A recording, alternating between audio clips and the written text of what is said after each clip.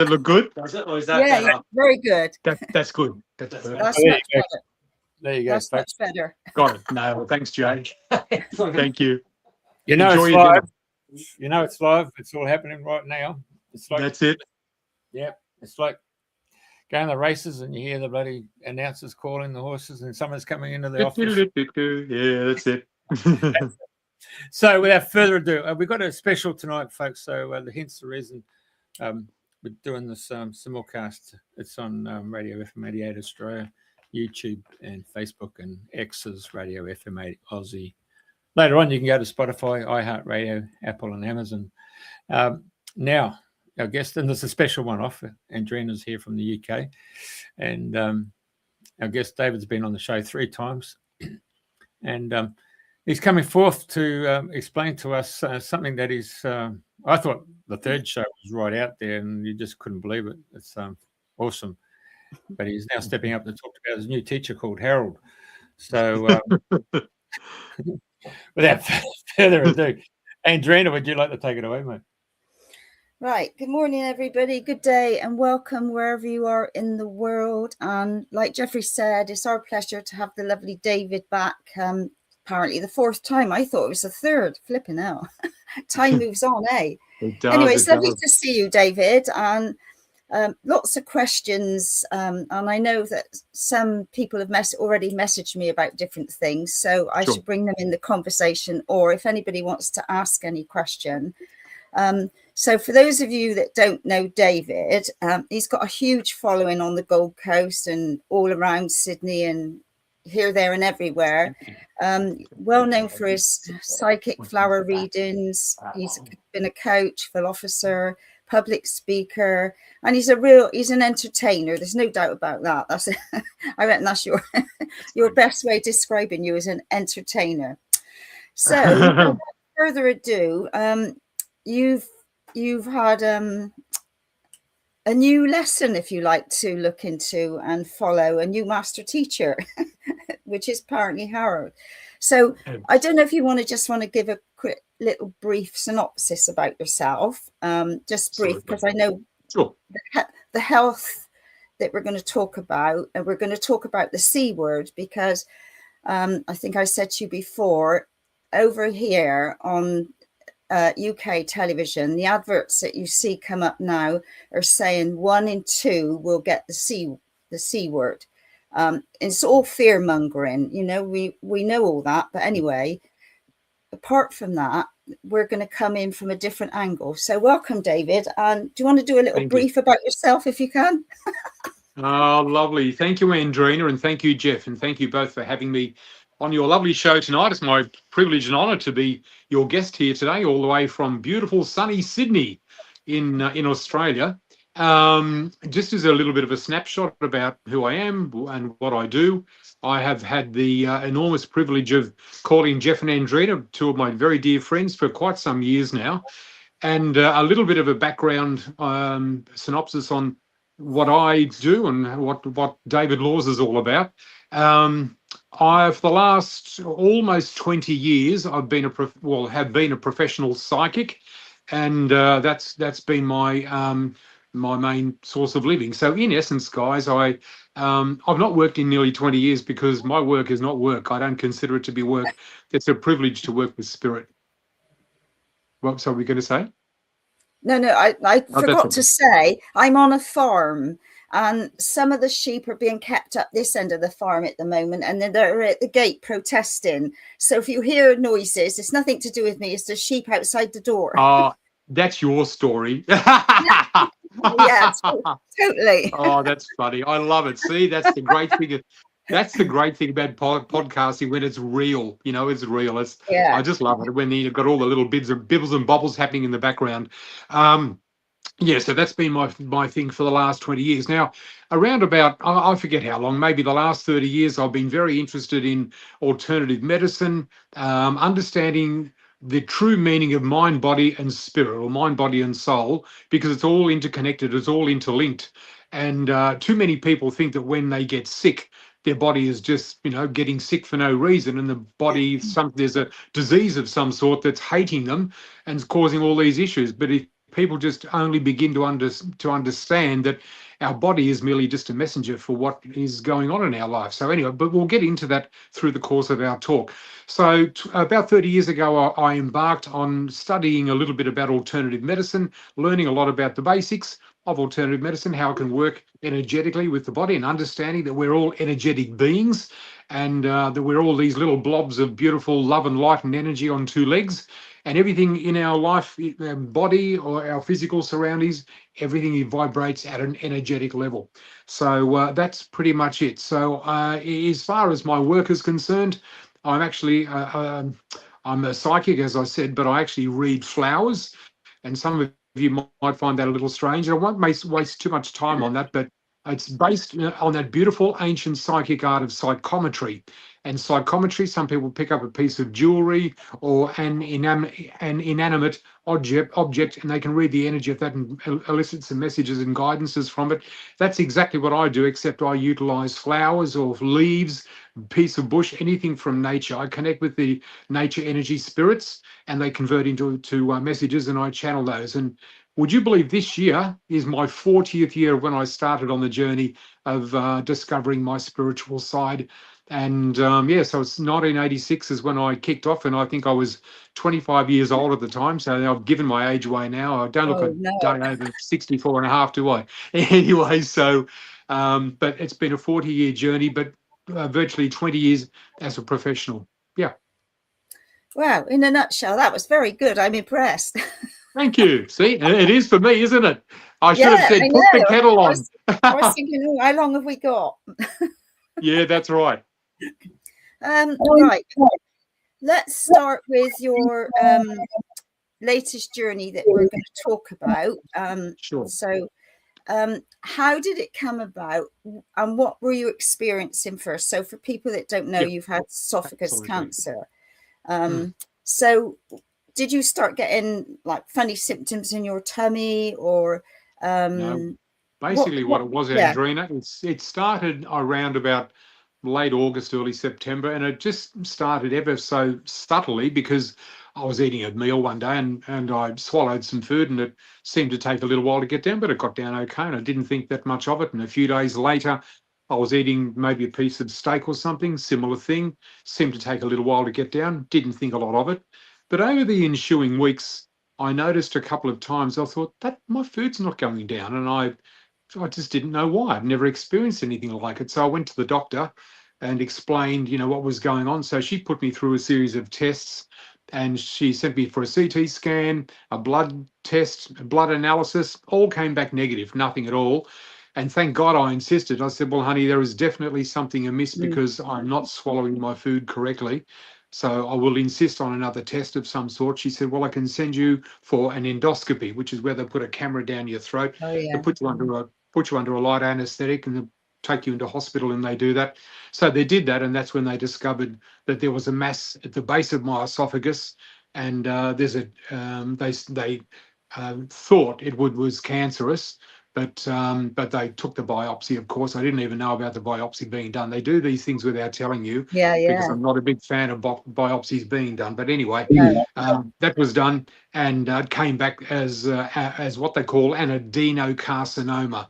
And there's that's the more common of the two different carcinomas that you can get in the esophagus. Mine is the more common one, but unfortunately, it is also the most dangerous one of the two.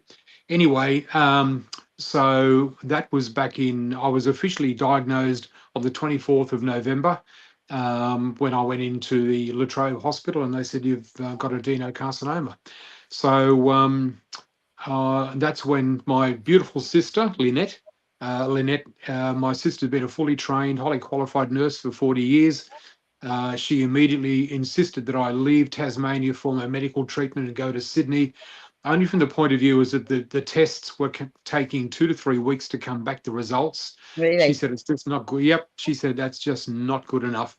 And unfortunately, because I live in a regional part of Australia, it's considered country/regional, you can wait 2 to 3 weeks, whereas in Sydney, you can get your results overnight. When you have a scan done one day, you get it the next. So it expedites the whole process.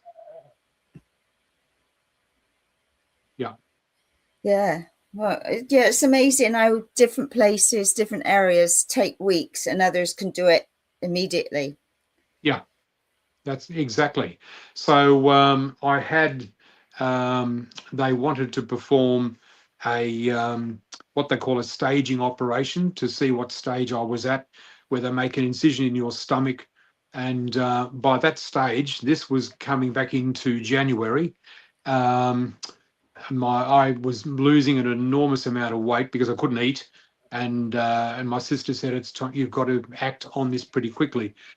In the very early days, in fact, from the day that I was diagnosed, I started utilizing a series of alternative healthcare products because that's how I work. Yeah. I'm not really into chemicals and drugs and those sorts of things unless it is an absolute last port of call situation. But so no, I was much preferred to go down the alternative medicine route, and I'm still utilising those products today. So I had to have the staging operation done. That was performed on the 11th of February because there was still a few weeks wait to get into the surgery to get that done. That was done in Tasmania. And I also had a PEG tube, PEG, a PEG tube installed into my stomach. So that tube goes into a little plug at the on the outside of my stomach, and that goes into the duodenum. And I can only take liquid food now. I can't take solid food. I can't take liquid form in swallowing because I'm now, my esophagus is virtually occluded with the tumor. So I now have to feed myself intravenously, not intravenously, it's not into the blood. I've been drip fed, I guess that's a better terminology. I'm being drip fed. So I've got a drip set up beside my bed, and that feeds me for 12 hours for the night. And I get my sustenance from that, and that's food that the hospital supplies for me, along with the water flush bag, like a saline bag. So, yeah.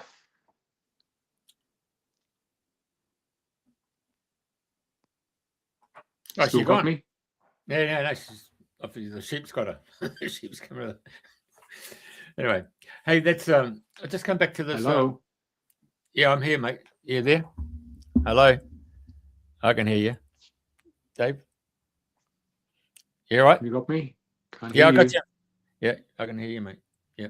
Can you see me? Can you hear me, guys? Yeah. Andrena's just gone off, so No, you can't hear can't me. hear you. I can hear you. Yeah, I think it's dropped I out. can hear you. I can see them, but I can't hear them. Hello. I can hear you. Oh, so what happened there? I don't know. This is bizarre. I haven't touched anything. No, I think it's my end because I've been doing lots of Zooms. I've been working with the 9D breath work, and so we're on Zoom. My Wi-Fi and data has been perfect. It's never gone off. So I've just checked my phone, and my mobile hotspot has gone off. Now it's gone off on its own. So anyway, here I am again. Good. That's good. Oh, good technology. So sorry, David. I don't know what was the last bit. No. Now that completely threw me. I thought. No, I'm mindful of waffling on, so I like to stop and break and give you a chance to speak or ask. Well, you did. You give me a chance to come on and off again.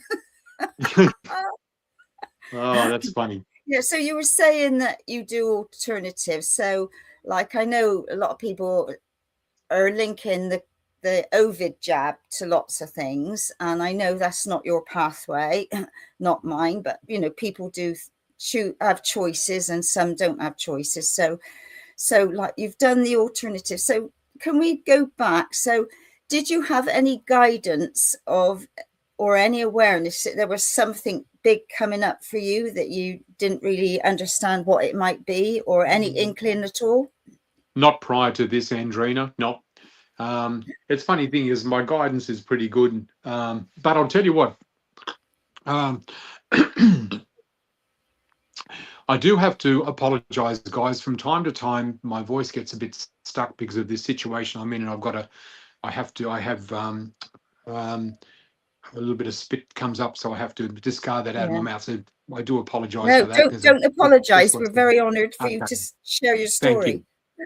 Anyway, I did get an inkling, I think, like not message wise, but about a month before this situation came up and before I had issues with swallowing, I instinctively went into a series of fasts.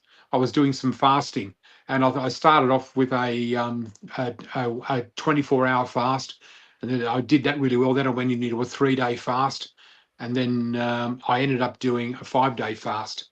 And it was about maybe a month after that that this situation arose. So I think instinctively I was tuning in to the fact that my body needed to start Yeah. detoxing and clearing and cleansing. So yeah, So you give it a good start then, really. gave it a good start. Correct. Yeah, totally. So what sort of things did you take the holistic, because I can imagine, like, I mean, I've got different friends suffering with different things, and you put it out on Facebook or social media, and then you get inundated with people saying, take this, do that, do this, do that. And I bet because you've got such a following, I bet you had messages coming in left, right, and center. Hundreds, which was lovely. It was very lovely, but you've got to filter, otherwise you'll go nuts. It was lovely. I was swamped by so much information from so many beautiful people from all around the world. And as you said, honey, I'm very, very fortunate to have a large following and a large loyal following. And I've got some very, very beautiful people in my life. And they all came from the right perspective. And let me tell you, like, the information that they gave was just phenomenal, which was wonderful. But I must say that from the outset, from day one, when I got the official diagnosis that it was the big C, I contacted my very dear friend Ross Harty up in Queensland. Ross is a clinical nutritionist. He's not a naturopath. He's not a herbalist. He's a clinical nutritionist, and he's been in that position for just over 40 years now. And he lives up in Cairns in Queensland. Like I said, we've lectured together on cruise ships. We talk about the mind, body, soul. We do workshops together.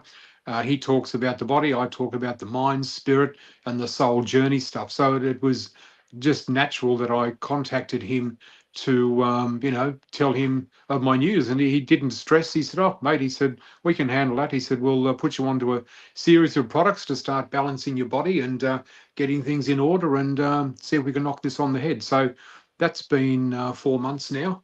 But for nearly 5 months that I've been on that product or those products for. And then I've been adding things to it as well. There's a regime that I go through, and having something like this, particularly when you're treating yourself with alternative medicine, it's quite daunting because there's quite a range of products that you can take. And I mean, there's really no end to it all. I jokingly say to people, you should see my bedroom. It looks like Chemist Warehouse. Because there's so much. So if you run out of something, honey, give me a call. I've got 4 of them in stock, whatever you want. I've just got 4 of them. So it's just like, but I look at it, but you know what? It just makes me feel good. I think, oh my God, this is all the good stuff that's going into me, So so that's what I've been on since day one. Right. So I believe you've got some sort of tube in your tummy to. Correct. Is it? Yeah, because I don't know anything about this. So if you'd like to enlighten me and our guests, our listeners. Yep. I have a PEG tube installed, and let me tell you, up until this occurred with me, I'd never even heard of a PEG tube. I didn't know such things existed. What are you saying, PEG? PEG, P-E-G. Yeah, PEG tube. Okay. PEG tube. Never heard of it. Yeah. And I must tell our audience as well. I'm 65 years of age, and up until this, I have never had a sick day in my life. I've been so fortunate. I've had a very, very, very healthy life. I've never had a doctor. I've never needed to go to a hospital, never needed to go to a doctor or get treatment of any kind. So I've been very, very blessed. So this has come up as a bit of a surprise, but it's interesting how life throws you these, little curveballs and these interesting scenarios that pop up. And as I've been teaching people for many years, down the spiritual path and way, it's not what happens to you that matters the most. It's how you come through this, how you look at the issue, how you deal with what's been given to you, because that has a huge bearing, I believe, on your outcome. And when it comes to health and healing, I believe the first port of call that healing starts is in the mind. forget the body. It comes second, third down the line, but it starts in the mind. What do you believe? If you believe you're going to beat something, you will, pretty much. And if you believe that it's going to be a struggle, it'll be a struggle. If you believe you're going to lose the battle, or it's going to be a battle, it'll be a battle. One thing I'll say in this journey that I have encountered now, I do not use the words fight or battle. I'm not fighting the big C. I'm not battling the big C. You know, and like you jokingly referred to at the beginning, Andrena, I don't even use the word cancer. I've just christened it Harold.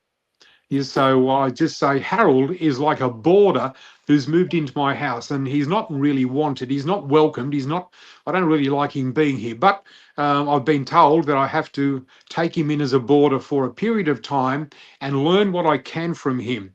So there's two ways I can look at Harold being around me. I can fight with him, argue with him, debate him, feel terrible about him, hate him, tell him to POQ and use all the expletives under the sun to get rid of him, and then worry myself sick about him. And you hear that terminology, worry yourself sick. Isn't it funny how we use terms like, God, I'm worried sick about this? Well, you've just put out an affirmation, you're worried sick. So I'm not worried about this. It's just that, this is an opportunity for me to get my mindset into a different place now. And maybe, just maybe, this situation has arisen in my life, as most situations do. There's another opportunity here. I often say to people, I've got to change the sail of my ship to catch a new wind. My life's got to take a little bit of a new direction now, but the other direction wasn't working as well for me. And there's something on this new path and direction that's going to be very, very worthwhile for me, and hopefully for other people as well. But I'm certainly not fighting anything. I'm at peace, totally at peace with my situation. I've been diagnosed as stage 2, but we'll get into the other part of that further down the track.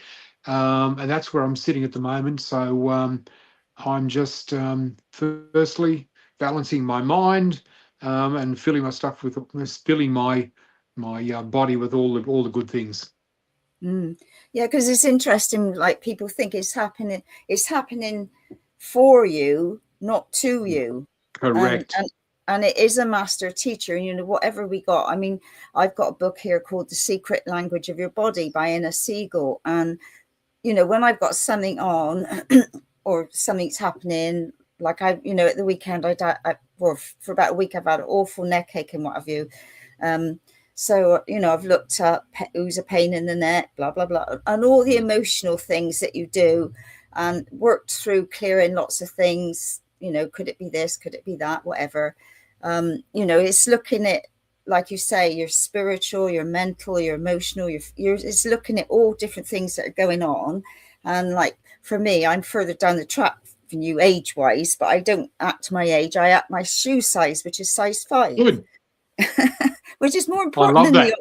It is. You know, Exactly. It's all about turning things around. Like, you know, I said, well, I've deleted the aging process. I'm not playing that game. I'm going the other way. So, you know, it's the power of your mind, the power of your thoughts. And like, you know, I do watch television now and again. There's different things I like to watch. And, you know, like I say, the C word, it's just putting the fear of God into everybody. Because like it used to be, they used to say 1 in 4. Now they say 1 in 2. Yeah. And I think, flipping hell. I mean, how long is it before they say, well, everyone will have blah, blah, blah. So, you know, that word for me is one of the biggest fear words for people. You know, they're on the television. There's another program like I switched on, and one of the ladies had breast cancer, had some treatments and all that.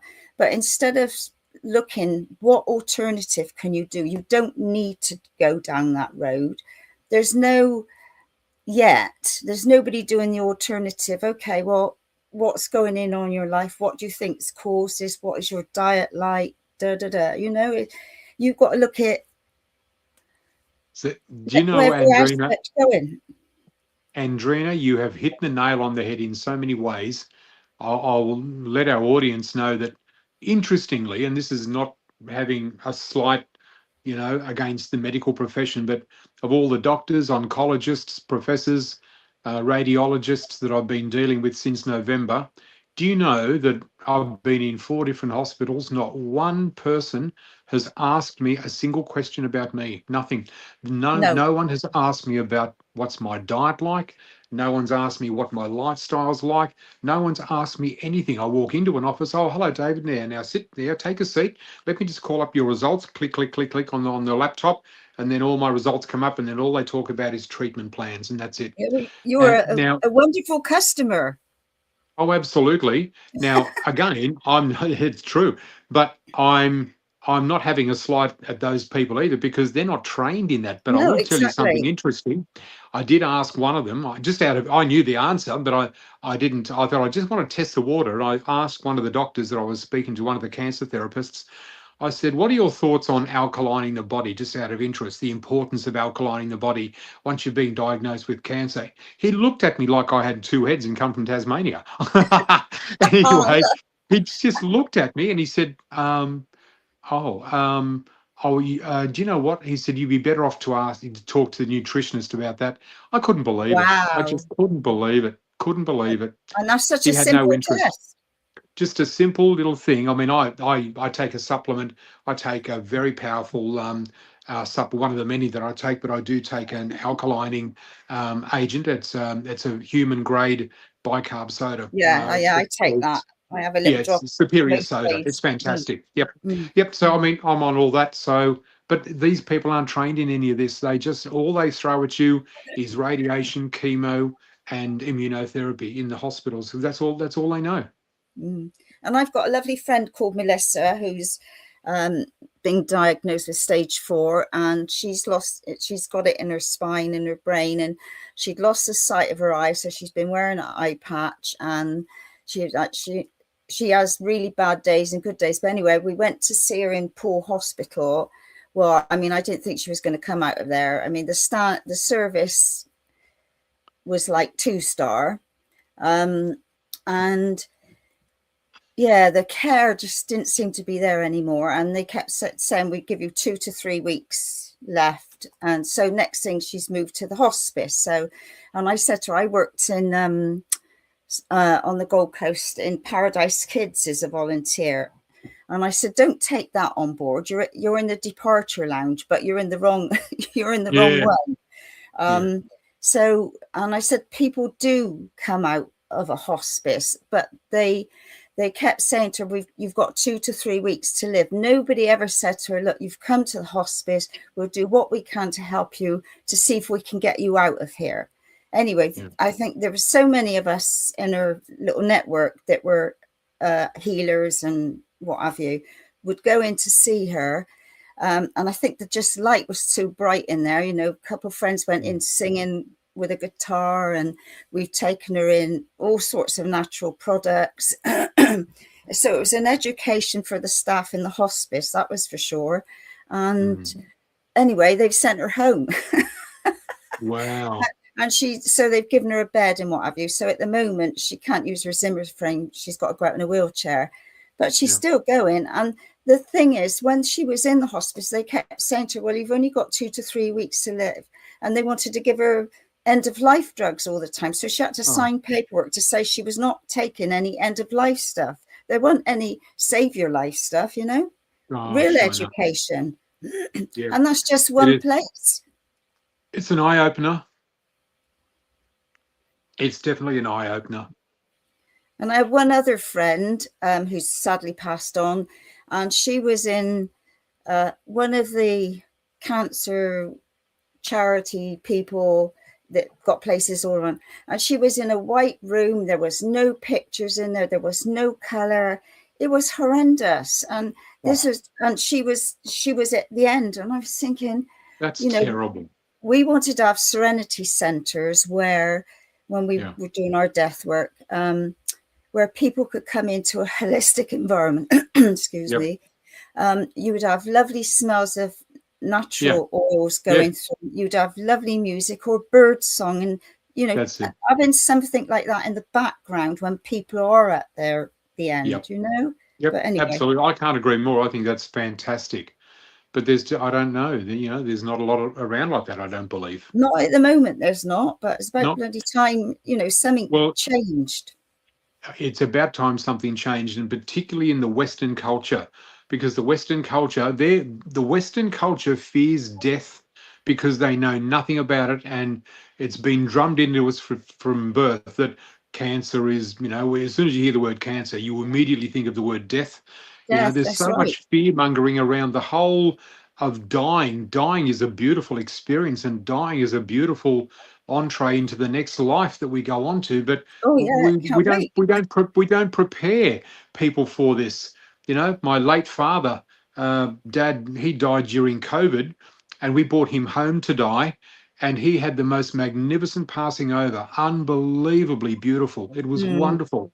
And I mean, we're getting onto another topic here, but even just, I mean, we could really talk about, preparing people coming home to die, because most people are Exactly. terrified Yeah. of Yeah. bringing home a loved one. Oh my God, I couldn't bear my loved one dying at home, and yet, you could be robbing them of the most wonderful, Yeah. enlightening, uplifting experience that my dad experienced.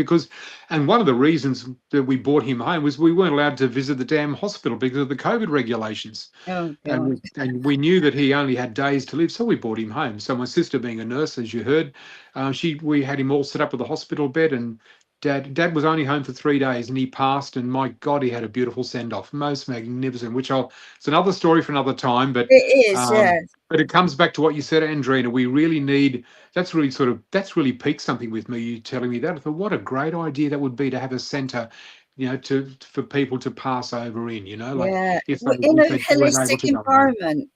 In a holistic environment, Oh as you my said, God. honey, with all the beautiful aromatherapy oils, all the natural scents, the flowers, and all everything to do with nature, and just making it so peaceful. Well, it's been out there. My sister and I put it out there a long time ago. Well, in the year 2000, we wanted serenity centers for people before, during, and after death, with like herb gardens you could sit out in, and flowers, and Yeah, all in alignment with nature. So that's it. it's out there somewhere. But Yeah, anyway, that's it. got to hand it over. Can't do it all. That's it. That's exactly Okay. right. Can I step in now? Yes, please. Hey, I remember years and years ago stepping out of the body and going into the other side. And I was watching when people come into the departure lounge, so to speak, the arrival lounge. Yeah. They were met by a triage nurse, doctor, whatever you want to call it. This is on the other side I'm talking about, spiritual world. And the first thing they did was, Maxwell Smart, and you see them walking down the doors. And Yep. Yeah, so you go through the first door and you go into that room, and it's a really beautiful, like a pastel pink. And then you can actually sense the vibration, the frequency coming off that color, but also the sounds that were tuned to that particular frequency. And then as you went through, like Maxwell Smart, and then the next door opened up, and it went into an even softer color again. So the shades of color were changing along with the actual music. And then finally must have been about 5 or 6 doors, and then finally you come to a place of peace. Or then you had this sort of, okay, I've gone through that whole process. Now I'm starting to understand who I am and what I've just done as a journey, So there's something to be said for what you just said there, Andrena, as a serenity, but I was just giving you that heads up. What I said some time ago. That's wonderful. Now, let's come back when I made that phone call and you talked about Harold. And I immediately thought of Harold, steptoe and son, And yeah, as we do. You have to go back and there's all black and white. That's a long time ago. A lot of our listeners may not have even heard of them, but I just remember them. Yeah. So and there's the big son, and then you had the little Alf Bromley, one of you, Alfred Bromley. Anyway, they're in a what was that? Rag and bone trade, wasn't it? Yeah, rag and bone man. Yeah. Harold. And it just brought so much laughter when you talked about Harold, and the way you pronounced the fact that it was a new teacher. And a lot of people, who go onto this inner journey, and then they meet their guardians and the angels, and and they meet the Christ figure or the Buddha figure or Krishna as a point of reference. I mean, for me, it was my grandparents from my mother's side. Oh, okay, here you go. Oh, that's not all right. Boom, boom. And so there's a point of reference of, hey, they're here on the physical, but now they're on the other side. And so then they introduce you to the people on the other side. So hence the reason of where am I going with that subject? You're talking about Harold. Oh, yeah, I got my grandfather coming around now. So, yes. What shoe size are you? Anyway, bloody hell, my grandfather's around. What are we talking about now? Just lost it. Harold. Oh, yeah. So the whole thing about changing the whole sequence of having a teacher. So you're having your guardian angel. Next second, you go into a classroom, and then you got these teachers in front of you. And the way you describe that, you've got this new teacher who's come into your life, and it comes in. He's always been there unseen, but all of a sudden he's now seen in the sense, oh, you got to start looking at your own physical body, the emotional body, the mental body, what you intake through your thoughts, through your words, through what you drink, from what you eat. And it comes to your relationships with people and around you. All that has to be taken consider of. So it's a really interesting lesson that Harold, as a teacher, steps up and stands there before the head of the class to actually express, okay, now it's time for you to put your whole body, your humanness, into a service center to get serviced, where the oil and grease change. And that's right. Stick me up on the hoist. Yeah. Put the dipstick in.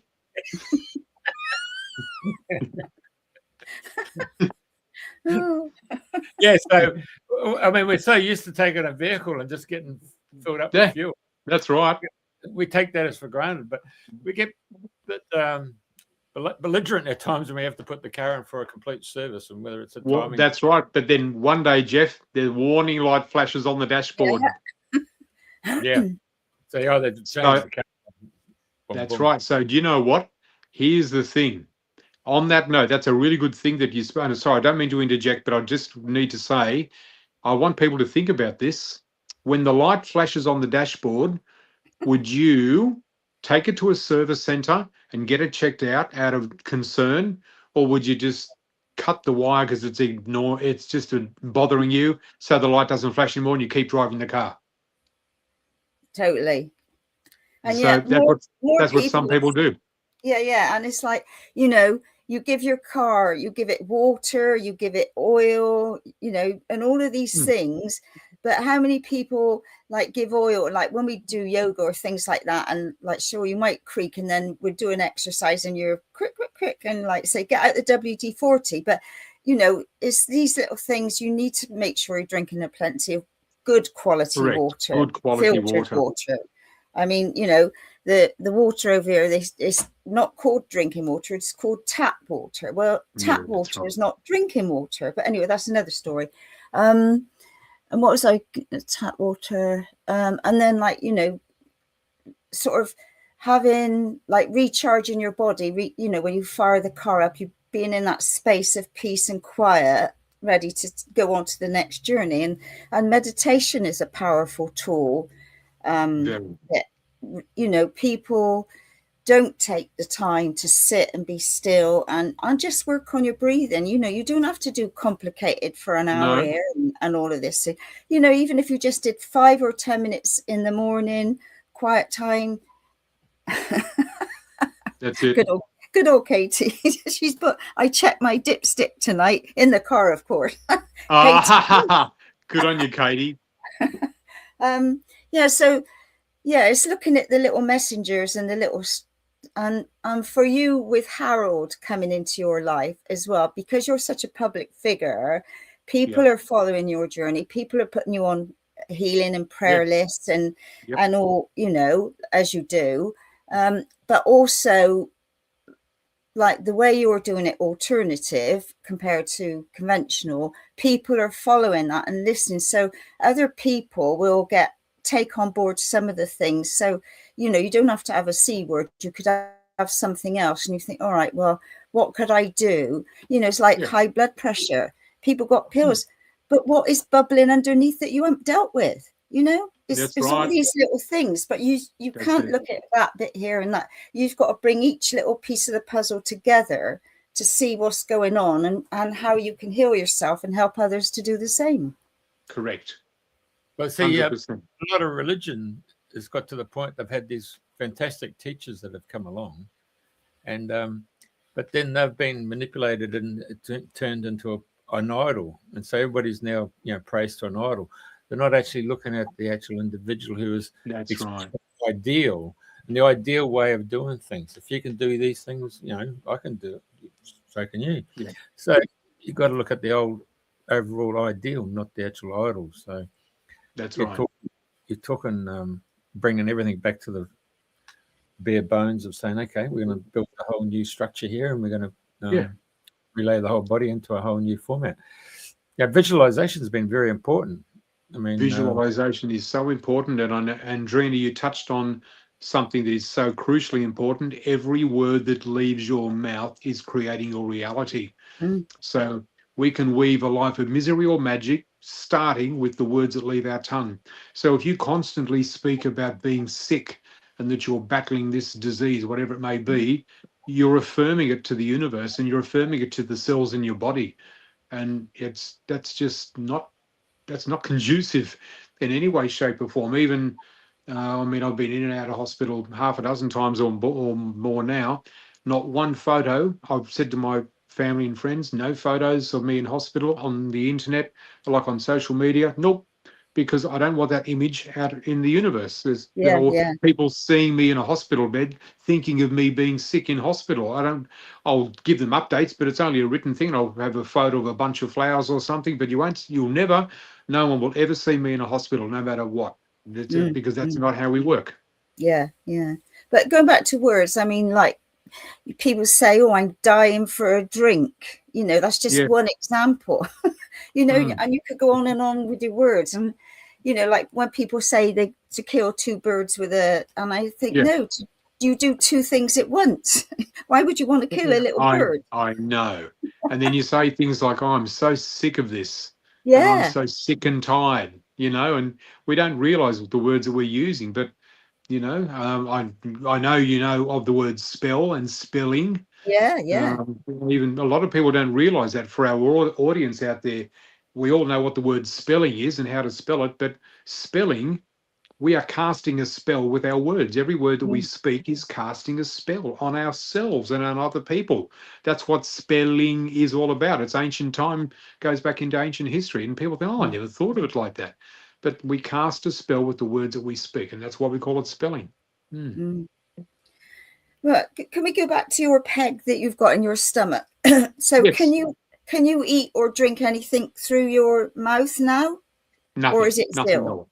Nope. Right. Okay. Nope. So how does it work then? And do you have to wear it all times throughout the day? Because I've got no idea. So okay. Yep. I'll enlighten you, my dear. Thank you. That's all right. I have a drip set up beside my bed, and there's like a little food drip, like a bag. It's a 1 liter bag of liquid food that comes from the hospital that hooks onto the drip. And there's a bag of water that goes with it to hydrate me as well. So I get hydrated and fed simultaneously from this. It's a 12-hour feed pretty much. So I don't have to go, whatever time I go to bed. If I go to bed at 8 o'clock, well, it'll feed me until 8 o'clock the next morning and so on. Right. And do you get a choice of what your food is? No, darling, unfortunately, I just get one bag. I have never in my life ever appreciated food and water so much in all my life as I have right now. Never, ever. It's like, what do we have today? Do you know what? I feel like a cow, because cows wake up in the morning and think, well, what do we have today? Let's have some grass. We'll have grass, so that's there's not much on the menu as far as cows or I'm concerned, or people with esophageal cancer. But having said that, that's the official thing that I take from the hospital, but I am supplementing myself through, I have a syringe that I can attach to my peg tube, and I can syringe in things like some bone broth that I make up. I make a beautiful chicken bone broth. Very sadly, I can't get to taste it though, because it goes in through my tummy, not through my mouth. So I do that. I also do, when I get all of the right veggies together. I do some veggie juicing, and yeah, so I do that, and also I have all my vitamins that I'm taking. I have a mortar and pestle, so I put them all into that, and I grind them up into the finest powder. Add a little bit of water, make it into a paste, and gradually add the water till I make it into a slurry, and then I make it into dirty water.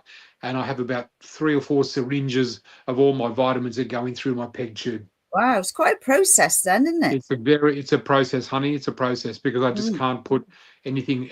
The thing is, I can put things into my mouth and I can swallow, but they don't stay down because it's at the base of my esophagus. I've got no issues with my throat.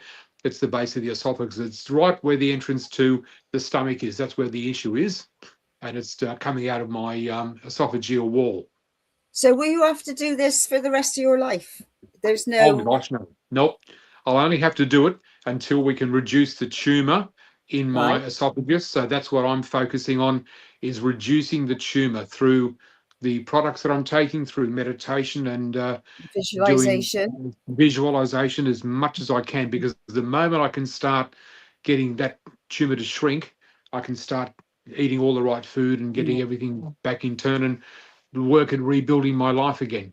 So are you thanking Harold for shrinking and getting smaller and smaller? Oh my lordy, let me tell you, I mean, it's a hell of a weight loss program, honey. I've got to tell you, since I've started, I've lost 38 kilos. Wow. So I think I was 104 kilos when I started, and I'm down to about, well, I've actually increased a few kilos now. I was hovering around 68, 69, but I think I'm up around 71 now. So gradually starting to increase it. Yeah. Yes. My perfect height weight ratio is 80 kilos. So I'm about 9 kilos underweight at the moment. Oh, that's not too bad then. No, good on you. Not too bad. And everyone's saying, gosh, you look so good, you know? Yeah, yeah. And the thing is, you see people and people have got different things going on, but you've got no idea what's going on, you know, behind that person's eyes, what they're going through or anything, you know. It's just but there was something I was going to ask you then.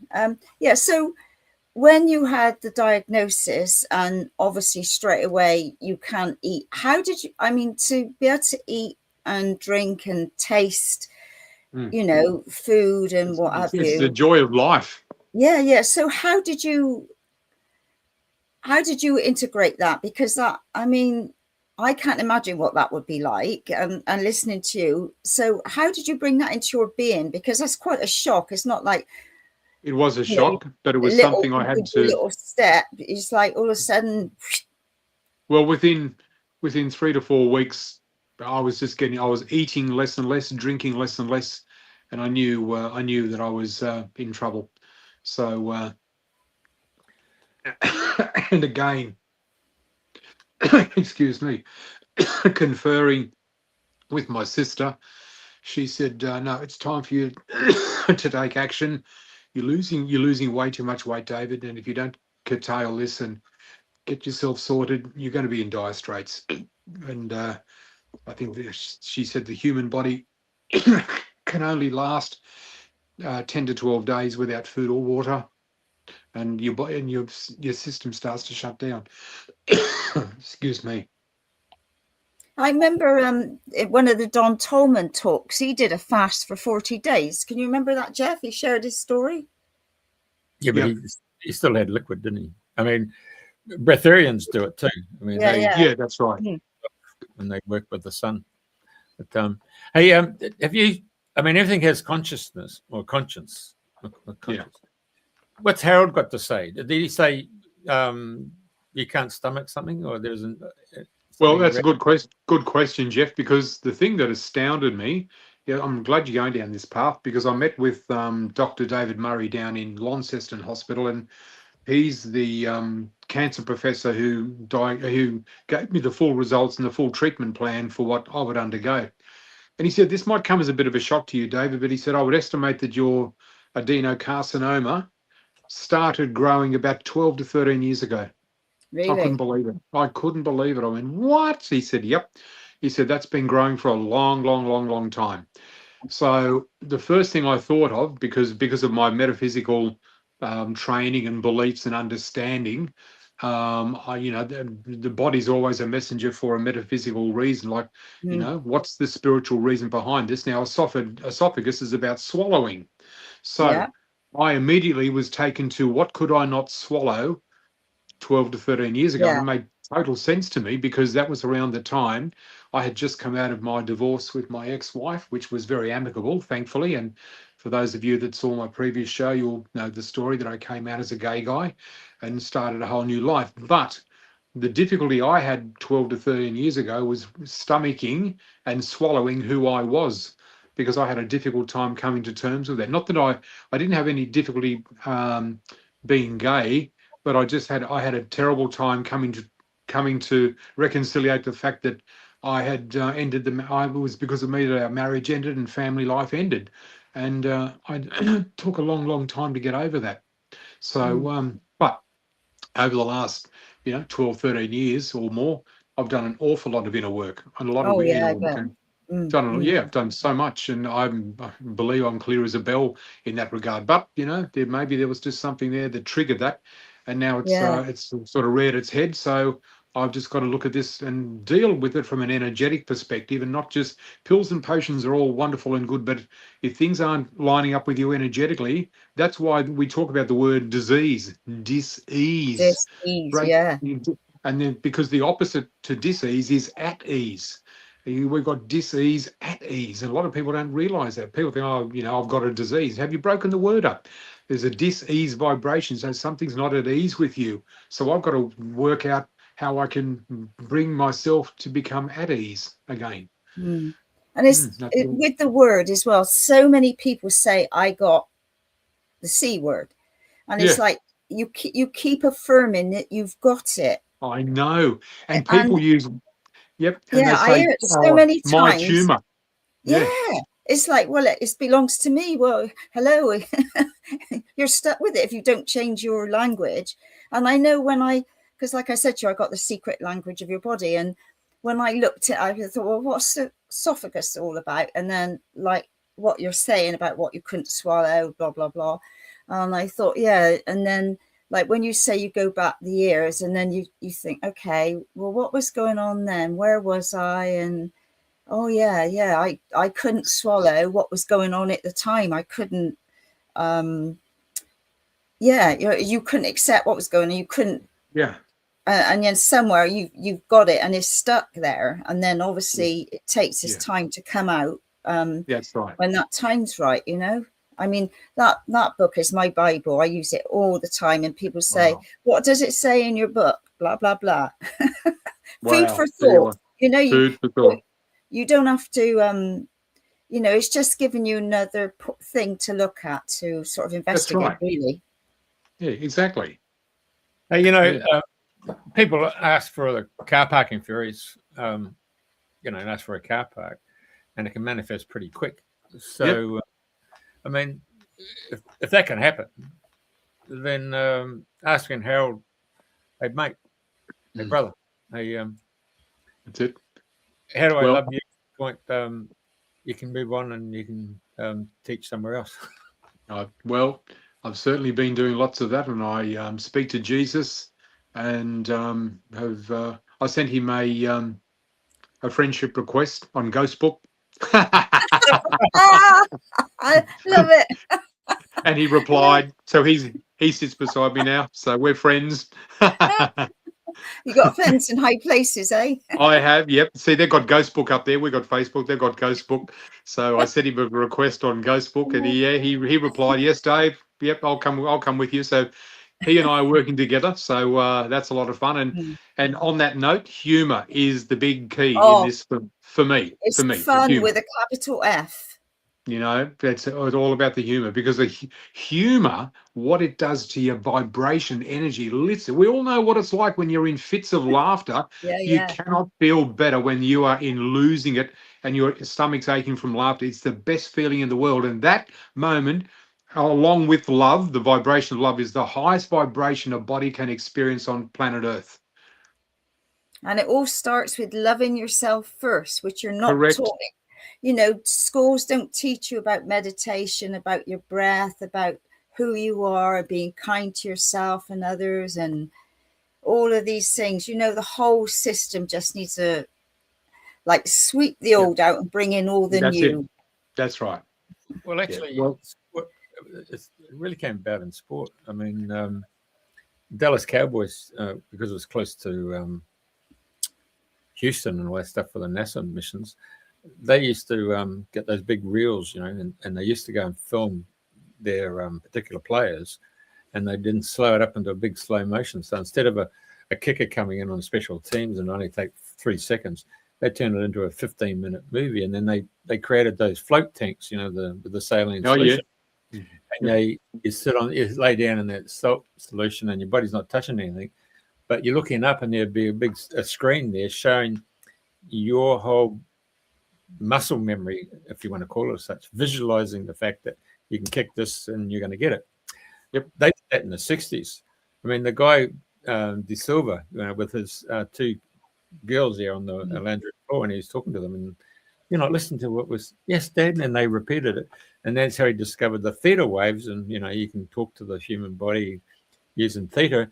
And then we go to East Germany, where they actually started the visualization process for their Olympic teams, you know, and we see that with our swimmers. You know, we have to go back to Lisa Curry, and we have to talk to Tracy Wickham and Ian Thorpe, where they did a lot of visualization. I mean, they're swimming there, going down that black line all the time, but they were just seeing themselves and getting past that barrier of times, you know. So a bit like the guy who ran the first 4-minute mile, Roger Bannister. Once he did it, everybody else was able to break it. And on the weekend, we just had the marathon in London, where they actually 2 guys got under the 2-hour mark. So they broke that physical mental barrier. So there's a lot to be said for mind over matter. You know? So, mind over matter, 100%. I always think about those fundamental churches in America where you get the big 10,000 people there, and the pastor stands up and they say, you know, oh, Brendan, can we all send love and prayers because Brendan's got hemorrhoids? And I'm thinking, 10,000 people have just seen this poor bugger with a pain in the ass. So, so you got to start looking at the immediate family and people around you, because those relationships, they also need to come on board and change their whole mindset. That's right. So, that's where I've seen the healing book, and I see it in various different facilities all around the world. And they should change the word from healing book to the love book. And so that's right. The pastor's at the front there, and he says, and today we've got the love book. We'd like to send love to and so everybody just sees you as a full person, not the actual focus. Yeah, that's right. Don't focus on the issue. Anyway, no. So can I ask, with you announcing what you're working with, your master teacher at the moment, have you had that many people saying they've got similar or similar issues going on, or they're dealing with something like that along that route? Just with cancer in general, Andrena, but I haven't encountered anyone that's got what I've got. No, not in my circle. But I mean, like you said, lots of people have cancer, and lots of people have shared their story with me that they have had cancer in the past and they got over it. Yeah. And there is, you know, for people that may be diagnosed, you know, it's like when they do, like I would never have a mammogram. And when, you know, when people have biopsies, I don't understand is when they cut you open, take a bit out, they cut you open, but the root's still in. And the root, you know, still growing. I just, anyway, I don't get that. It doesn't make sense. Yeah, it's, forgot where I was going with this now. Yes, anyway. So what, is there anything else? Because obviously we've talked about a wide subject. And obviously people are going to be asking what you do or where you go. I mean, there's a whole nother story, isn't it, of what you can do, where you start, you know, and what you work through and what you're looking at, and not doing the conventional route or getting you off, you know, like some of the side effects of the drugs are worse than what the patient's dealing with. That's what I don't understand. 100%. You know, see, I can't come to terms with the fact that we've got to pour toxic poison into our body to get ourselves better. It just doesn't sit with me, you know. Yeah, because I remember working in a mental health ward a long time ago now, and like when I first started there, I was just horrified of the side effects of the drugs that the patients were getting. And like I can remember one patient come up, she had terrible head and this was going on, and I said, well, get something. She said, it's a side effect of what I'm taking. I said, really? And so she was having terrible dry mouth problems. So then they were giving her, because of that effect of that drug, they were giving her another drug to counteract that drug with what was going on, you know. And I thought, no wonder these people are experiencing so many different things. Yeah, that's right. That's exactly right. And it's very confusing for a lot of people too, Andrena, because the number one thing that people always encounter in a situation like mine, when you're diagnosed with Harold, they panic. They panic. Yeah, people fear panic. comes in straight away. Straight away. Don't panic, Mr. Mannering. What's that? Sorry? Don't panic, Mr. Mannering. Yeah, Mr. Mannering. My God, that's an old show. Jeez, that's really going back. Dad's Army. Yeah. Dad's Army. Don't panic. I certainly didn't panic when the day that the doctors said, David, I'm really sorry, but it is cancer that you've got. I said, okay. I said, well, where do we go from here? How do we deal with this? You know, I can understand why some people fall to pieces. Don't get me wrong, guys. I'm not trying to be a hero here. It's got nothing to do with me being a hero. You know what it's got to do with? This is the value of educating yourself. The most, and I don't mean to point the finger here, but this is the most crucial thing in life. I often say to people, my friends, the most powerful weapon on this planet is knowledge. That's the most powerful weapon, is knowledge. So if you're beset, God forbid, with something that's happened to you in your life, don't panic, because there's a way out of this. You see, I look at it from this point of view. I didn't step off the curb and get hit by a bloody truck or a bus because I wouldn't get a second chance. You're gone. I'm out. That's it. This is different. When you're given a diagnosis of an illness of some sort, there's another way. You've got options. There's always options. Don't just take it, oh my God, I've got this. But that only comes from fear, but it also comes from lack of knowledge and understanding about what is out there that can really help you. Mm-hmm. And there's so many different alternative organizations, so many. and people, you know, there's so many people now are looking at the alternative, breaking away from the NHS because of very different reasons. So there's so much out there, alternative that people can, and advice centers, and, you know, just talking to different people, you know, somebody will tell you, or you say, I've got this. Oh, have you tried that? Or have you tried that? Yeah. You know, most people are offering you advice freely now to right. help you along the pathway. That's right. And we're very blessed. I mean, it's a little bit of a double-edged sword because, you know, we've got the internet now, which is the information highway, but that can be detrimental as well, because there's just so much, and that's why it can really, you know, hold you back and confuse people even more. So you've got to be very, very astute in who and what you allow into your life, as far as information and knowledge is concerned, and do your research on who it is that someone's recommended a person. Do research on them, research the product that they're recommending. Don't just take it like, oh yeah, okay, well I'll whack some of that into me. Never heard of that, but I'll try that as well. You can't just take a full blanket approach. You'll just end up going crazy. But when you understand some of the basics, and if you're fortunate enough, like I am, to know some people in this line of work that are professionals and have had many, many years of experience, that's the thing that can really take off the pressure and the stress and the worry, and think, you know what, it's not the end for me. I've got lots of great work to do yet. And it is a master teacher, and it's how you learn your lesson.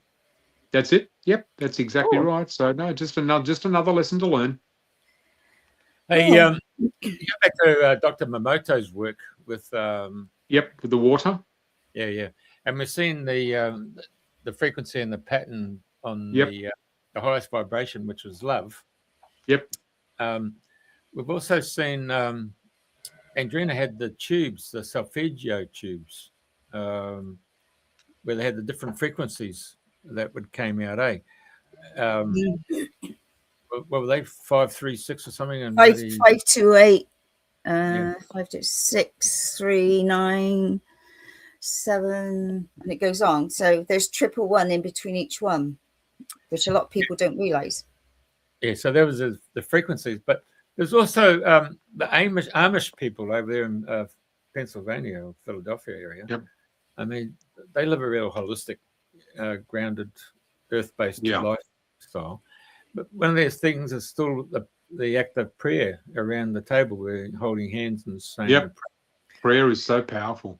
So I remember, what was his name? Jason McDonald did a workshop, and he actually got everybody around to do that, just to bless the food, and that was quite instrumental in the fact that I did a double take and I thought, well, that's really interesting because energetically you've just gone and changed the food. And I noticed the same when I was over, checked out John of God over in Brasilia there, or just Abidjan. And there was a group of people who came and they were given the job of kitchen duty. And they had all the vegetables and they had it all outside in the sun. And the person who was running that particular kitchen came out because they're all come every week and they change groups. That particular lady got them to hold hands and they were to bless the actual vegetables. Once the vegetables were blessed, then they started peeling them all and then thank you very much. Then they put them in these huge big vats. And the lady then got them into the kitchen there and they did the same thing about doing the prayer for the actual kitchen itself and the ambience in the room and the food. And I remember coming up for lunch and thinking, oh, soup, I think I'll go back for seconds before I even got my first bowl. But when I had the first bowl, I didn't need any more because the actual, what would you call it? It was voluptuous. It was full. It was just a whole new paradigm. All the new energy, all the energy that had gone into it. Yeah. So I was really more than satisfied with what I humbly took in, and it was a humbling experience. Yeah. Wow, that's amazing.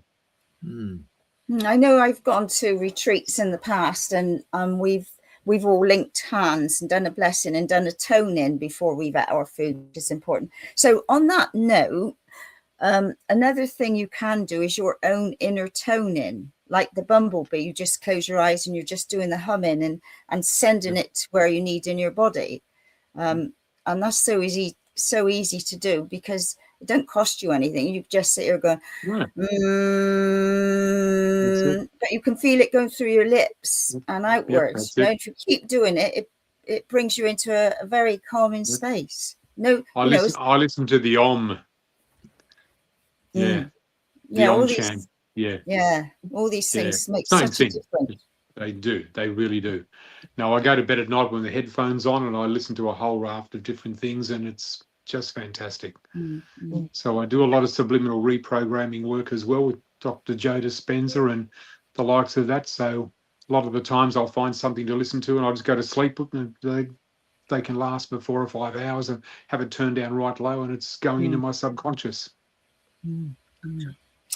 Powerful. And another thing is like doing your gratitude, like I've done. I don't know how long. Before I go to sleep, I go through the day. Thank you for the sunshine. Thank you for my food. Thank you for my home, and all of these things that are around me. And then when I get in bed, and I go, or when I wake up, thank you for a day. And it's like doing a positive thought before you go to sleep. Right. Because obviously like you said, if you're watching something nasty on the television and all of that, then that's going in. It's not the right energy to be going in when you're going to sleep. No, not at all. Gosh, no. A lot of people, if they just knew that what the last thing you listen to or you watch before you go to bed, that's what plays into your subconscious.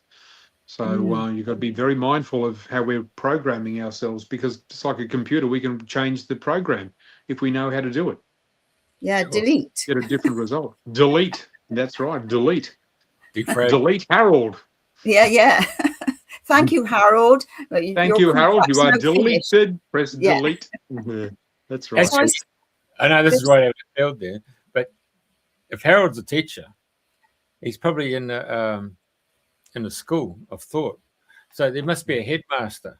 So you always go to the headmaster and say, "Do you think that you could get Harold moved on to another school?" Yes, yeah.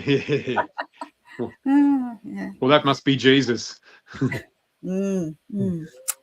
Well, I think we've covered a lot of things. I was going to say, Jeff, maybe if you put up previous podcasts of David, so if anybody wanted to follow, the shows and up into this one, put it in the link somewhere on your website or what have you. But yeah, it's been an absolute pleasure talking with you and seeing you again, and your sharing. And thank you, sweetheart. So much wisdom has been shared in the conversations that have gone out on the airwaves. But I saw a few messages come up. So is there anything that we need to go back on before we finish? Right, Katie. Oh, yeah. Right, we'll read Katie's out again. The message is more important than the messenger most times. Yeah, I'll say. Carol says, and school children who disagree with teachers get IEX spelled and out of the spell of the school. I think that's a blessing for some. Yeah, absolutely. No, we won't go there. David says, we cast a spell with the words that we speak. Yep. Carol says, and also we always said the word funeral starts with the word fun, and the entire word is an anagram of real fun, and ours always were. That's true. We always brought colour and light and all sorts to our funerals. But anyway, and Denise says, thank you, David, for sharing your story, and thanks, Andrena and Jeff. A wonderful, positive listening. Love to all. Thank you, Dee. Thank you, Dee. Katie says, practice love hugs, heart on heart. Definitely. Yep.